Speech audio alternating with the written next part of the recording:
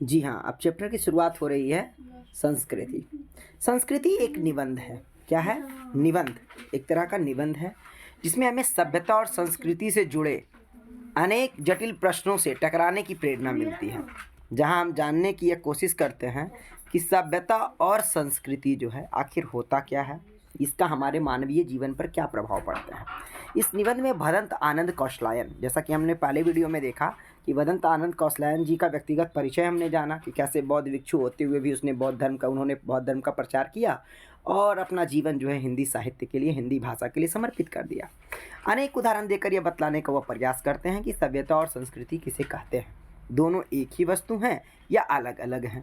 वे सभ्यता को संस्कृति का परिणाम मानते हैं। वह मानते हैं कि जब तक संस्कृति किसी समाज में विकसित नहीं होगी तब तक सभ्यता का शुरुआत नहीं हो सकता है। मानव संस्कृति अविभाज्य वस्तु है, यानी कि मानव की जो संस्कृति है इसका कभी भी विभाज्य नहीं किया जा सकता। इसकी संस्कृति जो है ये चिरंतन सत्य की तरह बहती रहती है। जिस तरह एक नदी को कभी भी विभाजित नहीं किया जा सकता है, उसका जल जो है अनवरत बहता रहता है, ठीक उसी प्रकार मानवीय संस्कृति अविभाज्य वस्तु है। उन्हें संस्कृति का बंटवारा करने वाले लोगों पर आश्चर्य होता है और दुख भी होता है कि कैसे वो लोग एक संस्कृति और दूसरी संस्कृति का बंटवारा करते हैं। संस्कृति जो है वह एक चिरंतन सत्य की तरह, नदियों की तरह बहता हुआ जल की तरह अविभाज्य है। उनकी दृष्टि में जो मनुष्य के लिए कल्याणकारी नहीं है वह ना तो सभ्यता है ना ही संस्कृति। वह सब कुछ अगर सभ्यता और संस्कृति के स्थिति में आएगा जो मानव का कल्याण करता है, मानव के साथ साथ प्रकृति के विभिन्न घटकों के साथ सामंजस्य बिठाते हुए जीवन के विकास में सहायक होता है, वह सभी सभ्यता और संस्कृति है। हम कभी भी किसी भी संस्कृति के बीच का बंटवारा नहीं कर सकते हैं, ऐसा मानना है भदंत आनंद कौशलायन जी का। अब हम लोग चैप्टर पे आते हैं। चैप्टर में कौन सी बातें कही गई हैं। सबसे पहले चैप्टर का टॉपिक क्या है? संस्कृति। देखेंगे इस चैप्टर में बताने का भी प्रयास किया गया है कि क्या है सभ्यता, क्या है संस्कृति। जो शब्द सबसे कम समझ में आते हैं, जिनका उपयोग होता है सबसे अधिक, समझ में लोगों को आता है समझ में बहुत कम, लेकिन वह देखना तो हमेशा लोग क्या करेंगे, उसका उपयोग ज़्यादा करेंगे कि देखिए हम भारतीय संस्कृति के हैं तो हम हिंदू संस्कृति के हैं, हमारी सभ्यता गौरवशाली है। उपयोग बहुत अधिक करते हैं। ऐसे दो शब्द हैं सभ्यता और संस्कृति। लेखक महोदय बड़े ही रोचक तरीके से निबंधकार इस बात को स्थापित करेंगे कि आखिर जब सभ्यता होता क्या है और संस्कृति होती क्या है। इन दो शब्दों के साथ अनेक विशेषण लग जाते हैं, जैसा कि आपने सुना होगा भौतिक सभ्यता, आध्यात्मिक सभ्यता। जब किसी वस्तु विशेष की सभ्यता होती है, मतलब हम टेक्नोलॉजी में डेवलप कर गए हैं, हम मान लीजिए हम अपने पास साइकिल, मोटरसाइकिल, कार ये सब आ गया, इसे कैसी सभ्यता कहते हैं? भौतिक सभ्यता, यानी कि जो फिजिकल वर्ल्ड है। और कुछ सभ्यताएं जो होती हैं वो आध्यात्मिक सभ्यता होती हैं, जहाँ पर कार मोटर पर काम ना करके अपने पर काम किया जाता है। आत्मा, परमात्मा, यानी कि स्वाध्याय करके अपने आप का अध्ययन करके उस परम शक्ति को जानने की इच्छा होती है, जिसपे उसके लिए खोज होता है। तो जो समान मोटर पर खोज होता है उसे भौतिक सभ्यता कहते हैं, और जहाँ आत्मा, परमात्मा, नैतिक मूल्यों की खोज होती है उसे आध्यात्मिक सभ्यता कहते हैं। तब दोनों शब्दों का जो कुछ थोड़ा बहुत अर्थ समझ में आया था वह भी गलत सलत हो जाता है। अब शब्द के साथ नया शब्द जुड़ता है तो जो कुछ भी तनी मनी समझ में आया था अब नया बात हो जाता है। क्या यह एक ही चीज़ है या दो वस्तुएं हैं? यदि दो हैं तो दोनों में क्या अंतर है? हम इसे अपने तरीके से समझने की कोशिश करें, प्रयास करेंगे इस चैप्टर में जानने का। सभ्यता क्या और संस्कृति क्या? कल्पना कीजिए उस समय की जब मानव समाज का अग्नि देवता से साक्षात्कार नहीं हुआ था। आग तो थी, अग्नि देवता थे, आग तो लगता था संसार में, लेकिन वो कंट्रोल्ड फायर जो था वह हमारे पास नहीं था। यानी कि आग, जंगल में आग लग जाती थी, हम उसको कंट्रोल नहीं कर पाते थे। मनुष्य के जीवन में जब पहली बार अग्नि का वो खोज कर लिया, मतलब एक ऐसा आग बना लिया जो उसके कंट्रोल में था, जब चाहे तब जला ले, जितना चाहे उतना जला ले, तब के पहले क्या था जीवन? आज तो घर घर चूल्हा जलता है। जिस आदमी ने पहले आग का आविष्कार किया होगा वो कितना बड़ा आविष्कार करता होगा, उसने मानवीय जीवन में कितना बड़ा परिवर्तन ला दिया। आप कल्पना कीजिए उस समय जब मानव को सुई धागे का परिचय न था, जिस समय मनुष्य के दिमाग में पहले बात आई होगी कि लोहे के एक टुकड़े को घिसकर उसके एक सिरे को छेद कर छेद में धागा पिरोकर कपड़े के दो टुकड़ों को एक साथ जोड़ सकते हैं, वह कितना बड़ा आविष्कार करता होगा। जो हमारे अतीत के जो आविष्कारक थे वह यही सब आविष्कारक थे। वह भी अपने आप में एक आविष्कार था जिसने मानवीय सभ्यता के विकास में अपनी भूमिका निभाई। इन्हीं दो कारणों पर विचार कीजिए। पहले उदाहरण में एक चीज़ है किसी व्यक्ति विशेष की आग का आविष्कार कर सकने की शक्ति, और दूसरी है आग का आविष्कार। ये दो बातें यहाँ पर है। एक है कि किसी व्यक्ति विशेष में आग का आविष्कार कर सकने की कुछ शक्ति आई, तो एक शक्ति आया है, यानी कि उसके अंदर वो ऊर्जा थी जिससे वो आग की खोज किया। और दूसरा चीज़ आया कि आग का आविष्कार हो गया।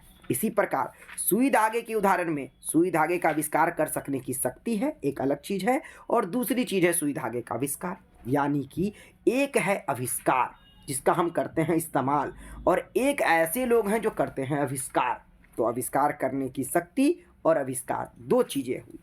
जिस डिफिनेशन पर ध्यान दीजिएगा, जिस योग्यता यानी कि जिस कैपेबिलिटी, जिस क्षमता, प्रवृत्ति यानी कि स्वभाव यानी प्रेरणा के बल पर आग का व सुई का धागे का आविष्कार हुआ, वह व्यक्ति विशेष की संस्कृति है।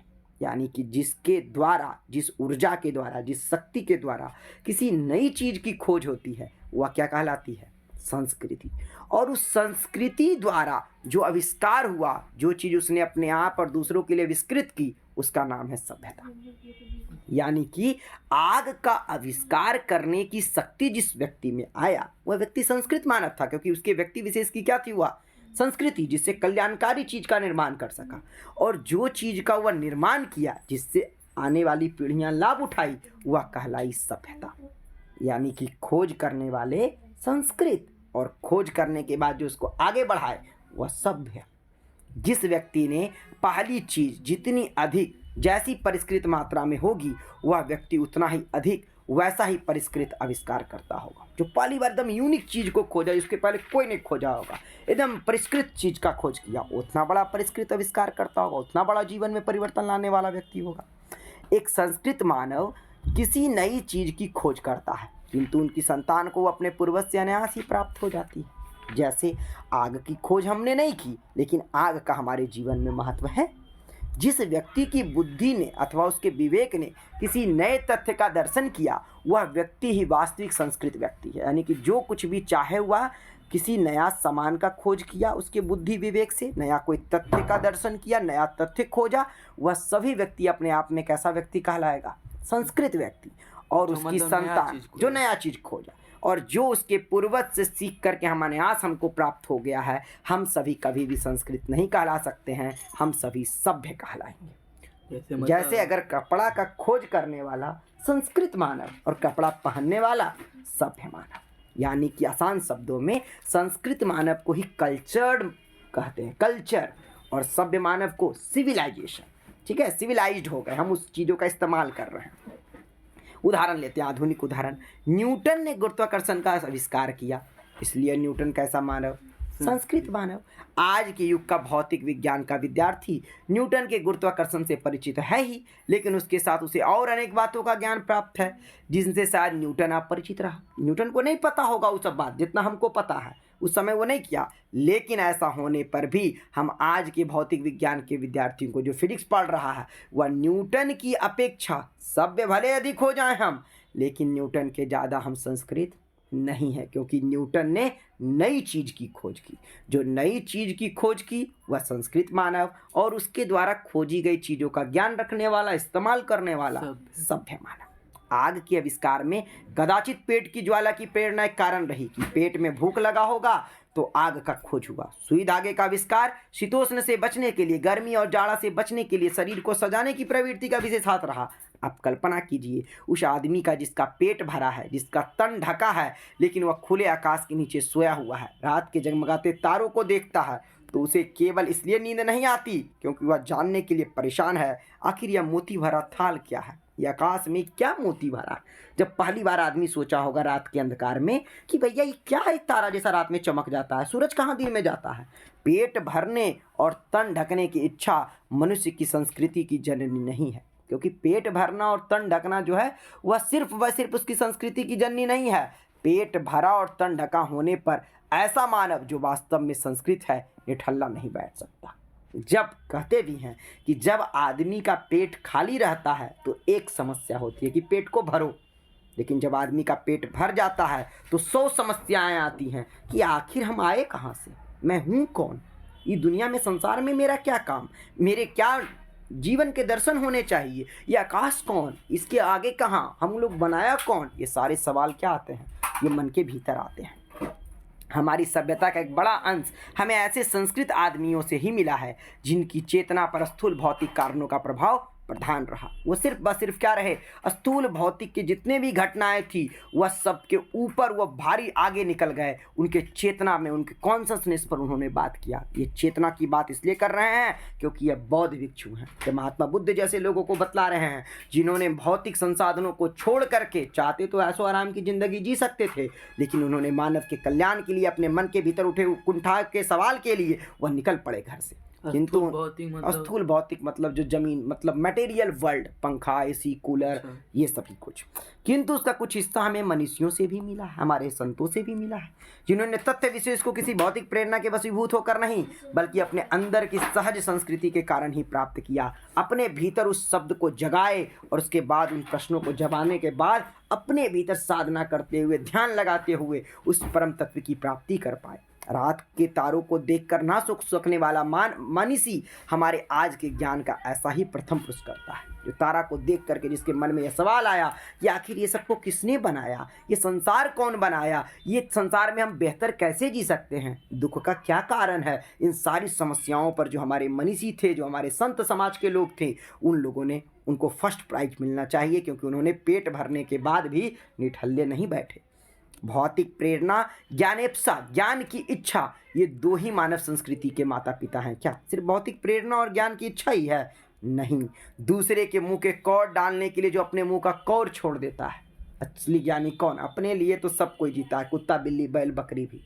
मनुष्य वो है जो दूसरे के लिए अपने आप को समर्पित कर दे, वही मनुष्य है जो मनुष्य के लिए मरे। उसी उदार की कथा सरस्वती है बखानती, उसी उदार को धरा कृतार्थ भाव मानती, यह पशु प्रवृत्ति है आप ही चरे, वही मनुष्य है जो मनुष्य के लिए मरे। अपने लिए जिया तो क्या जिया, औरों के लिए अपने जीवन को त्याग देने वाले महावीर स्वामी महात्मा बुद्ध जैसे लोग जो हैं, जिन्होंने मानव मात्र की सेवा के लिए अपने जीवन को त्याग दिया, ऐसे लोगों के बारे में कहा जा रहा है। उनको यह बात क्यों और कैसे सूझती है? रोगी बच्चे को सारी रात गोद में लिए जो माता बैठी रहती है, वह आखिर ऐसा क्यों करती है? सुनते हैं, रूस का भाग्य विधाता लेनिन अपने डेस्क में रखे हुए डबल रोटी के सूखे टुकड़े स्वयं ना खाकर दूसरों को खिला देता था, क्योंकि लेनिन के अंदर यह भाव था कि हमें नहीं भी खाएंगे तो काम चलेगा, जो गरीब है उसके पेट की हम भूख को मिटा सके।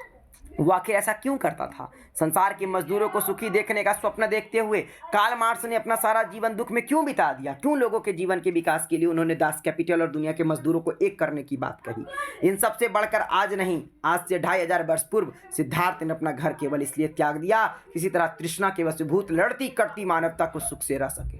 कैसे वह तृष्णा के जाल में, इच्छाओं की जो अनंत यात्राएं हैं, इस जाल में मनुष्य फंसा रहता है, और मनुष्य जब फंसा रहता है तो जीवन भर का दुख झेलता रहता है। दुनिया के दुखों को हरने के लिए वह व्यक्ति आज से 2500 साल पहले सिद्धार्थ जो है गौतम बुद्ध बन गए, और वो रास्ते पर निकल पड़े और उन्होंने अष्टांगिक मार्ग दिया और कहा कि जीवन में तृष्णा से मुक्ति पाना है तो सम्यक मार्ग पर चलिए, और सम्यकता ही, मध्यम मार्ग ही जीवन में प्रगति का मार्ग है, दुख से मुक्ति का मार्ग है। हमारी समझ में मानव संस्कृति की जो योग्यता आग व सुई का धागे आविष्कार कराती है वह भी संस्कृति है, और जो योग्यता तारों की जानकारी कराती है वह भी है, और जो योग्यता महामानव से सर्वस्व त्याग करा देती है वह भी संस्कृति है। क्योंकि ऐसे लोग जो हैं वह मानव नहीं महामानव हैं, क्योंकि अपने लिए जीने वाला तो मानव है, प्रकृति के साथ संतुलन बिठाकर अपने लिए जो जी रहा वह मानव है, लेकिन प्रकृति के साथ चुनौती दे करके लोगों के लिए, आने वाली पीढ़ियों के लिए अपना सर्वस्व न्यौछावर करने वाला व्यक्ति जो है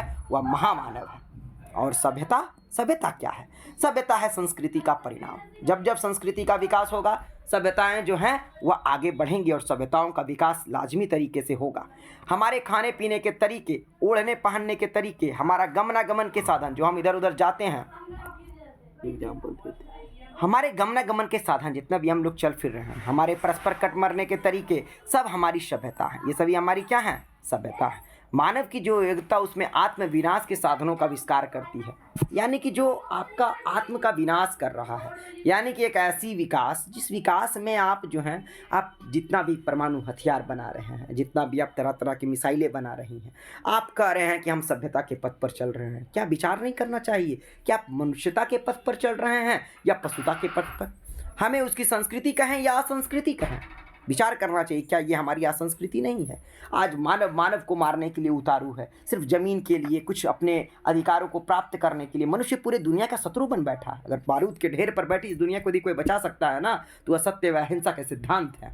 आदर्शों का स्थान हमेशा भौतिकता से ऊपर होता है। आदर्शों की जड़ें जो होती हैं वह बहुत गहरे में जुड़ी होती हैं। आदर्शों का पुंज विराट होता है और भौतिकता का संग्रह लघु होता है। पूरी दुनिया में दो तरह का रास्ता है, एक युद्ध का रास्ता और एक बुद्ध का रास्ता। चुनना आपको है। युद्ध तबाही लाएगा, बुद्ध शांति लाएगा। इसलिए हम उसे युद्ध के रास्ते को क्या कहेंगे? असंस्कृति कहेंगे। जिन साधनों के बल पर वह दिन रात आत्म विनाश में जुटा हुआ है, उसे हम उसकी सभ्यता समझे या असभ्यता कहेंगे? यह पूरी तरीके से असभ्यता है। जिस पार परमाणु हथियार और दुनिया को खत्म करने के लिए हिरोशिमा पर जब परमाणु बम गिरा, हजारों लाखों लोगों की मौत हो गई, क्या यह सभ्यता थी? ये सिविलाइजेशन था या बर्बरता थी? ये मनुष्य पशु से भी बुरा व्यवहार था। संस्कृति का यदि कल्याण की भावना से नाता टूट जाएगा तो वह असंस्कृति हो जाएगी। संस्कृति का पहला धर्म है कि उसके अंदर किसकी भावना होनी चाहिए? कल्याण की भावना। और ऐसी संस्कृति अवश्य भावी परिणाम असभ्यता के अतिरिक्त दूसरा और क्या होगा? जो असंस्कृति है, जिसका लक्ष्य ही है दूसरे का सर्वनाश करना, उसे हम सभ्यता नहीं कहेंगे, उसे हम बर्बरता कहेंगे, उसे हम असभ्यता कहेंगे।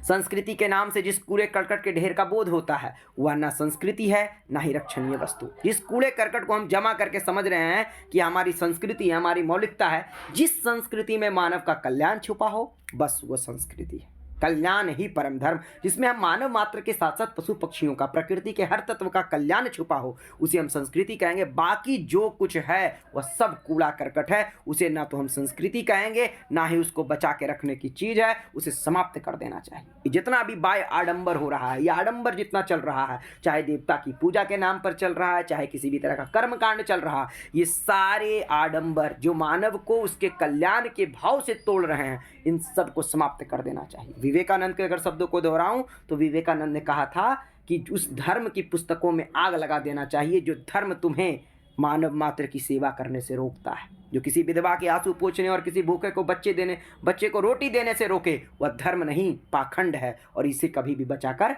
नहीं रखना चाहिए।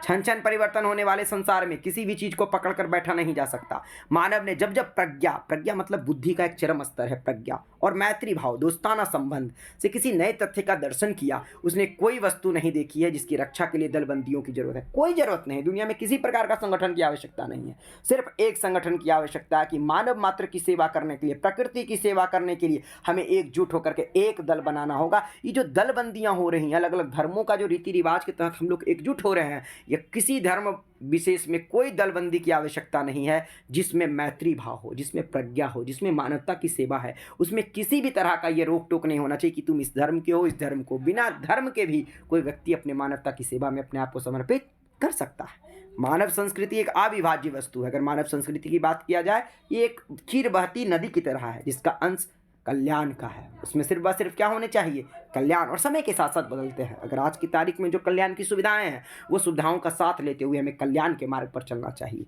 वह कल्याणकार की अपेक्षा श्रेष्ठ नहीं, अस्थाई भी है। और जितने भी कल्याणकारी तत्व हैं, उनकी तुलना में हमारी मानव की संस्कृति वह श्रेष्ठ भी है, और श्रेष्ठ ही नहीं, अस्थाई भी है। और यही चिरंतन सत्य है। असल में पूरी दुनिया की अगर कोई बात करे तो पूरे दुनिया में दुख और दुख के समाधान की बात करे तो बुद्ध ही दुख के समाधान हो सकते हैं। युद्ध कभी भी किसी समस्या का समाधान नहीं होता है। युद्ध हमेशा विनाश लाता है, और युद्ध जो है वह मानव के कल्याण के लिए नहीं, विनाश के लिए होता है। इसीलिए युद्ध को हम संस्कृति नहीं बल्कि असंस्कृति कहेंगे। बुद्ध जो शांति का मार्ग दिखाते हैं, कल्याण का मार्ग दिखाते हैं, वही सबसे मूल तत्व है। इस चैप्टर का थीम यही है, और इसी से रिलेटेड आपसे प्रश्न पूछे जाएंगे।